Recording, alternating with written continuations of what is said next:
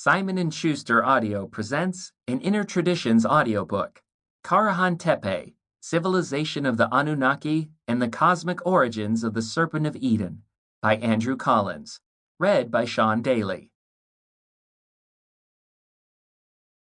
Forward. In Quest of a Super Civilization. Hugh Newman. September 2014. Dust from the dirt track was blasting into the sky behind the vehicle as we feverishly looked over the old map, attempting to locate a site Andrew Collins had first visited 10 years beforehand. We had been on the road for an hour, having earlier visited the 11,600-year-old pre-pottery Neolithic site of Göbekli Tepe. However, another site was on our radar, and Andrew had remembered that a standing stone on the side of the road marked the track to the farm where it was located.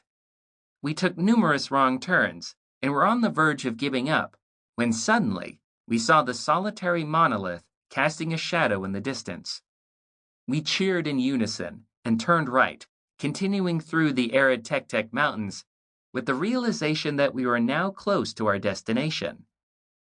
We approached a farm, and a sign displayed its name, Kachili. Andrew and I, along with our local guide, exited the vehicle and strolled over to the farmhouse, where the owners greeted us. The members of the family welcomed us in for tea, and very quickly they recognized Andrew from his earlier investigation of the site. We respectfully accepted the invitation, anticipating the upcoming main event we were here to see. Knowing that excavations had not yet taken place, and being on private land, we dutifully asked permission to explore. This chance to visit a megalithic complex that was still mostly buried atop the nearby limestone hill was foremost in our minds. We had found what we were looking for, the site of Karahan Tepe. As we walked up the hill, we could see nothing except stone cairns at its peak, yet before long, what appeared to be slabs of stone a few feet long were visible, placed in pairs in front of us.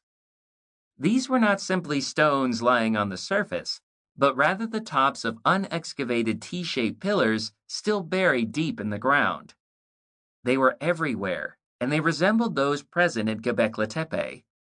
We also noticed cup marks carved out of the bedrock, strange etchings, parts of porthole stones, and a remarkable unfinished pillar on the hill's western flank. We were certainly in awe of the possibilities lying before us, even though at the time, we had no conscious inkling of what astonishing treasures awaited discovery directly beneath our feet. Sample complete. Ready to continue?